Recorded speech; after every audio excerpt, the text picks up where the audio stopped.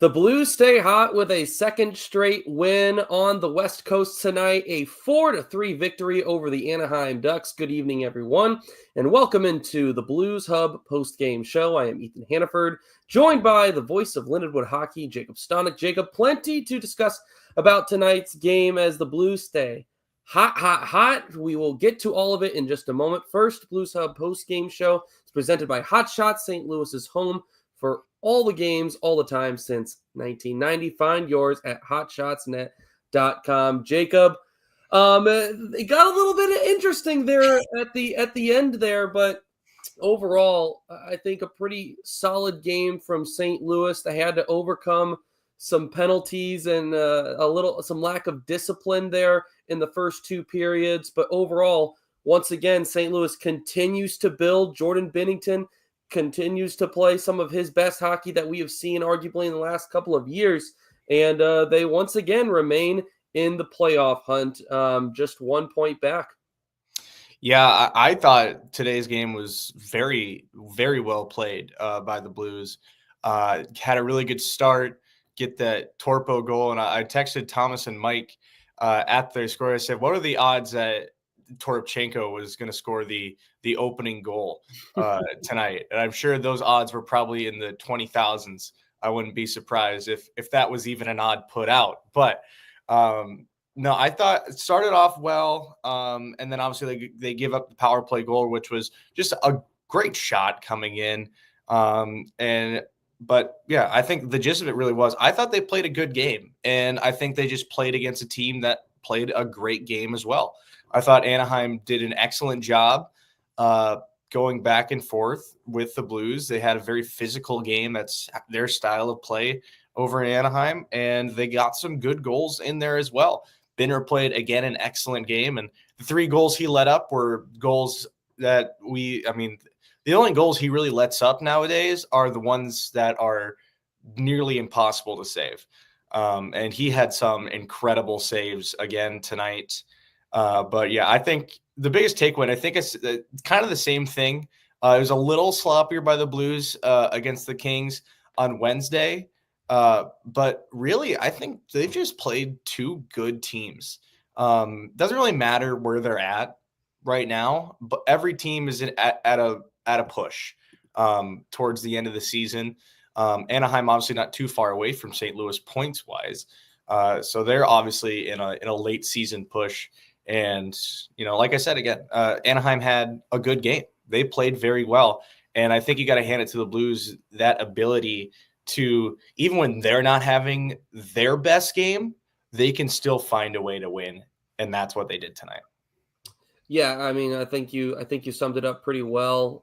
Just going through some of the game stats, the Blues get outshot 22-23. It wasn't necessarily an offensive onslaught tonight. In fact, even with those late couple of goals there in the third period, despite that, it still felt like the pace of play was pretty slow, the second period especially. And I think that the reason that you could partially argue that is because the Blues had so many issues in the first 2 periods with staying out of the penalty box. Every time that they were able to keep it at 5-on-5, they were starting to build that momentum in the right direction. That's where they are by far the best. You could argue right now they're a top 3 team in the NHL, or really ever since Jim Montgomery was hired, when they play 5-on-5. But when they get on the penalty kill, that's where things tend to be a struggle for them. I thought for the most part they looked pretty good tonight on the kill. This is the team that's bottom 3 in the league when it comes to penalty kill percentage. But I thought that they adjusted pretty well after that first power play goal. As you said, Jordan Binnington at this point, he only really doesn't save the ones that, absolutely nobody saves. And that first goal, a lot of traffic. It was going to be tough. It looked like he didn't see it to me personally. So, as mentioned, the Blues, some of their penalty kill struggles. But every time that St. Louis would get something going, a silly mistake, and all of a sudden they're playing on the defense again. And I felt like, personally, that kind of kept Anaheim in the game for the first 2 periods. Yeah, I definitely think that, I definitely agree with that. And it's just kind of that little mental side of hockey. If you're a team that, if I'm on Anaheim's side here, I'm thinking, we're causing a lot of turnovers. We're getting a little bit of momentum there, here and there, pulling back and forth with all those little instances you can get.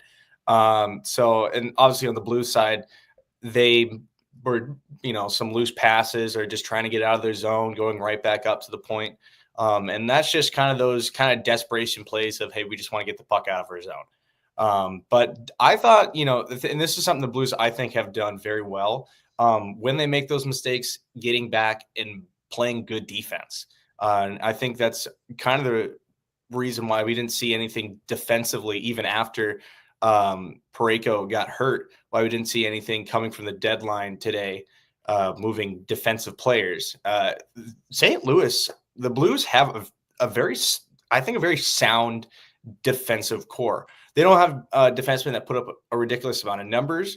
Obviously, they have more recently, but historically, they are more of a defensive-minded defensive core, and they play some excellent defense. I thought Leddy did very well tonight, had some great back checking. I mean, the guy's 33, and he's keeping up with some of those young players on the Ducks, out skating them even, which you don't even talk about. I mean, John Kelly and Jamie Rivers were talking about it, and it's just a player like that. And I like Leddy a lot. Obviously, doesn't put up the numbers, and a lot of people are, here and there about Nick Leddy, but I think he's a good playmaker. He knows how to move the puck around, and defensively, he's a very smart defenseman.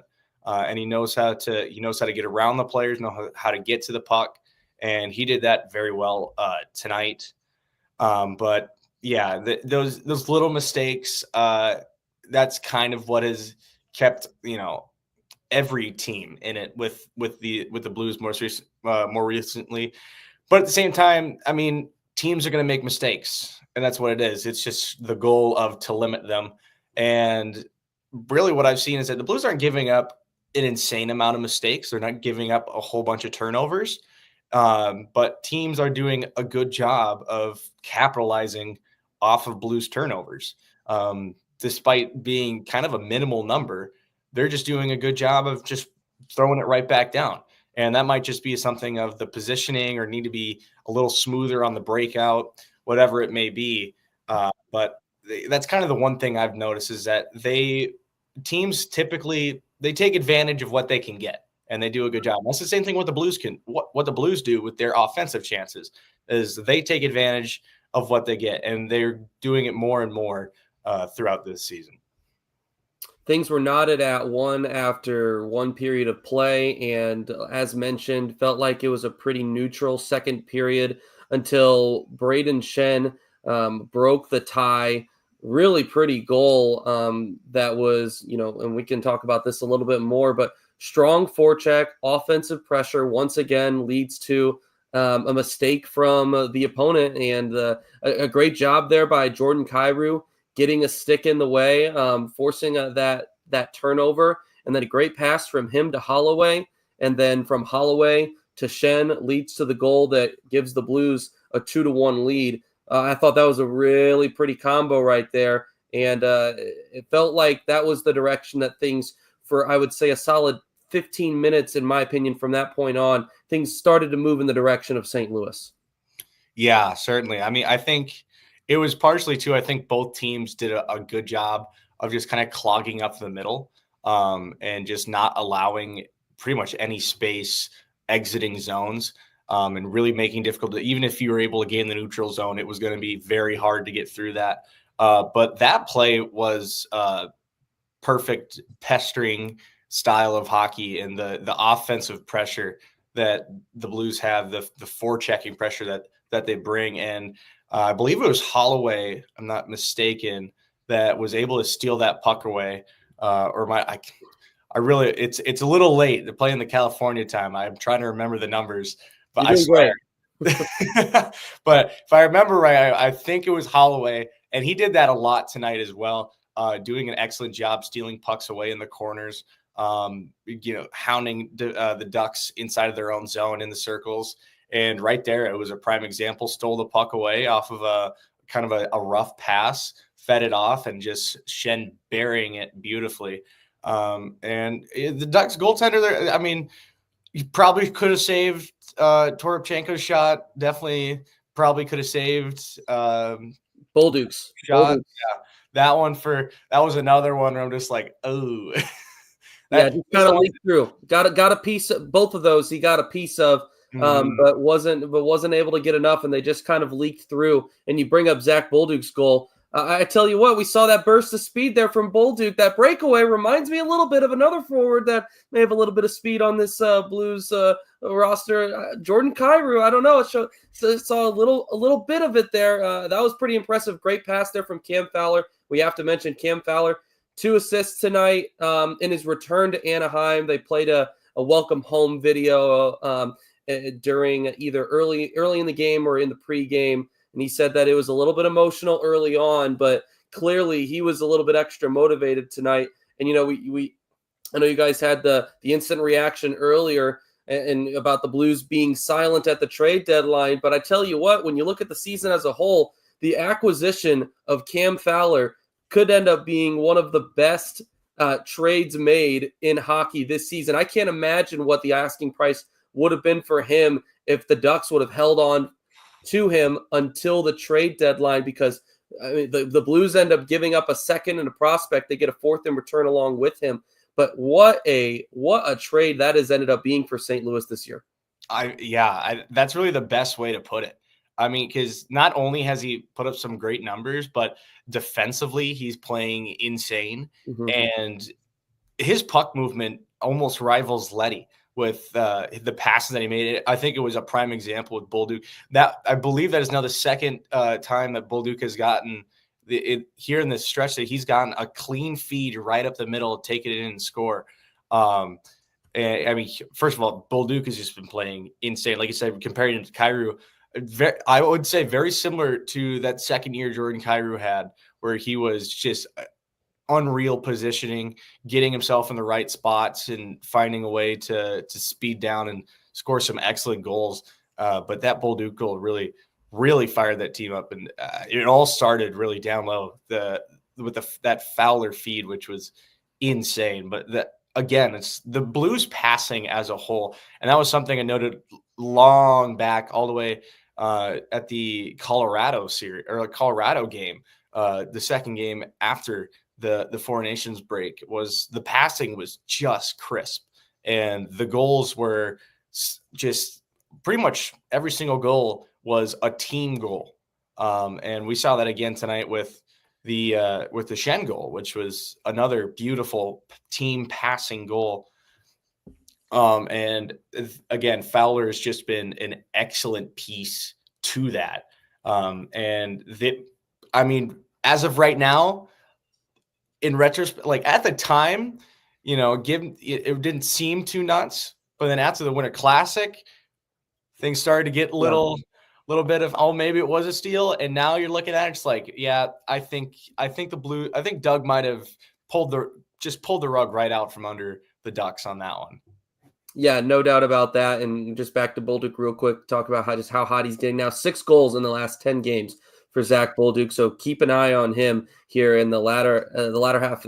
Even if with the loss of Parayko, if the Blues don't end up being a playoff team this season, which we're keeping our fingers crossed for, but even if they don't, another guy just to keep an eye on for what this last little stretch could be like for him, building up towards the next year, something potentially to be really excited for. We saw 3 goals, Jacob, in the last 3 minutes of this game, and almost 4. We were tenths of a second away from seeing a fourth that would have tied it up. A little bit of an onslaught late there from Anaheim in a last minute desperation to try and get the game to overtime. But Jordan Binnington stays strong. I guess you could kind of call it that. It still ended up in the back of the net, but he stayed strong long enough. We'll say that. He stayed strong through the full 60 minutes. And a little bit exciting there late, but it wouldn't be St. Louis Blues hockey if you weren't holding on or on the edge of your seat until the final seconds. Yes, that's the downside of being a Blues fan is games like this. But again, it kind of going back, I don't think it really was a bad stretch by the Blues. It was more or less just a great push by Anaheim at the last bit of the game. And again, it's just that's just a good hockey team playing another good hockey team.